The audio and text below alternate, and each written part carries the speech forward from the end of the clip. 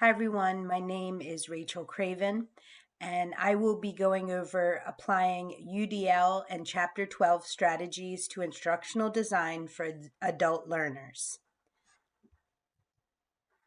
I am a credentialed trainer with the University of Maryland. I know many of my peers in class are working in maybe grades K through 12. But I actually work with healthcare providers. So I work with doctors, nurse practitioners, and physician assistants. So I train them and I support them, and I do that for all of the hospitals in the University of Maryland medical system. Our responsibilities include training them on how to use the electronic health record, which is Epic. I also round at the various facilities and provide elbow support. So for me specifically, my main roles are training the doctors and also designing training for them and doing instructional design. What I'm designing is multimedia learning. So my department, over the course of the pandemic, we flipped the classroom and went from in-person learning to a remote hybrid model. So now that so much of the work is remote, whether it be WebEx meetings or training, there is a greater demand for multimedia learning. So I'm in the process of designing. We are doing some optimization for our training. We are creating short form videos. We're calling them ClinTalks for easy, digestible, training information for the providers. We also are creating a video support toolkit that people can access if they have any questions. And also this would support any upgrades we're doing. And then also using video and multimedia to train our training team. So these are the different types of training that we are designing. So one of the things I'm most interested in is applying UDL to multimedia healthcare training. This is something that my department isn't really doing, and it's something that I really think we need to investigate further. So I would like to apply this to the designs that we're working on. So as far as applying it, if we're doing instructional video, we'll make sure we're using appropriate closed captions. We will give diverse learners multiple ways to access the content. If we're talking about image-based instructional content, we'll provide a range of content. We'll encourage the use of visuals, and we'll include text equivalents. If we're going to be doing lecture capture, this is good because you can review this after the fact. So maybe if you have a hard time taking in information in that way, it's a great thing that that lecture can be reviewed. Also, this is a place where we will want to use appropriate closed captions, and we would be working towards compliance.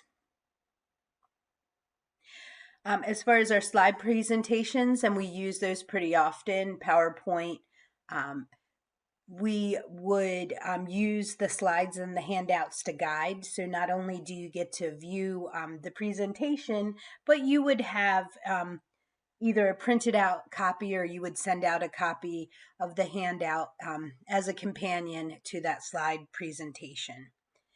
And number one, legible font. So we need to communicate with these providers, and we need it to be as easy as possible. We want to reduce their cognitive load. These shock trauma doctors are putting people together, and they don't have a whole lot of time to spend on training. So we need to make sure that we optimize our training so that they get the most that they can in the least amount of time as possible. Because remember, these people are caring for our patients, which could be our friends and family, and we want them to be prepared and not burned out from, documenting so much. Some of the other strategies I want to apply come from Chapter 10 of Dorian Peters' book, Interface Design for Learning. So one of these things would be placing a pop-up feedback near questions. So this is something I'm going to be paying attention to. I want to make sure that I am drawing the learner's eye and keeping them focused without distracting them by putting information on different parts of the screen.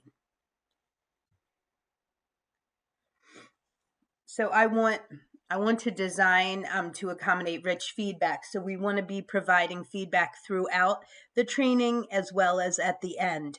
So knowing that that feedback is actually a tool to reinforce learning even further. I also want to design for various forms of assessment. So we want to be able to assess all the way through and at the end if training was successful. So we would want to design that training so that assessment is included.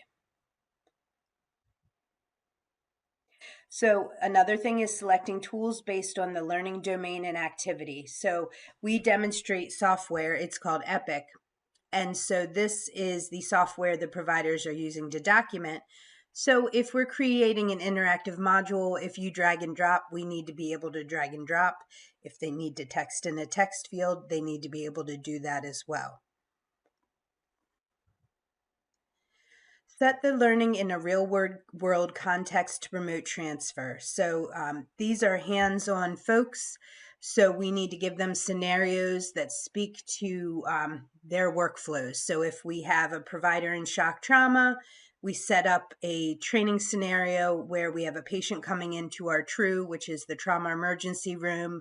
All of the different teams gathering, taking care of the patient, and basically the patient's movement through the hospital. So setting it, giving them a real life scenario that puts that information in context.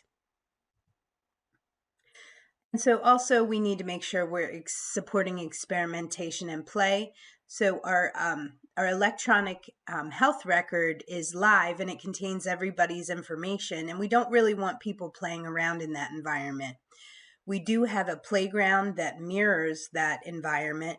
And so I will be encouraging our end users to access the playground, use some training credentials, and practice those workflows.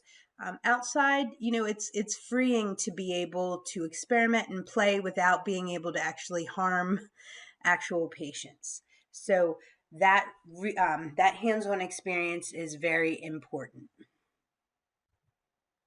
And that concludes my presentation. These are the ways that I am going to apply the knowledge gained to my everyday work life. Thank you so much.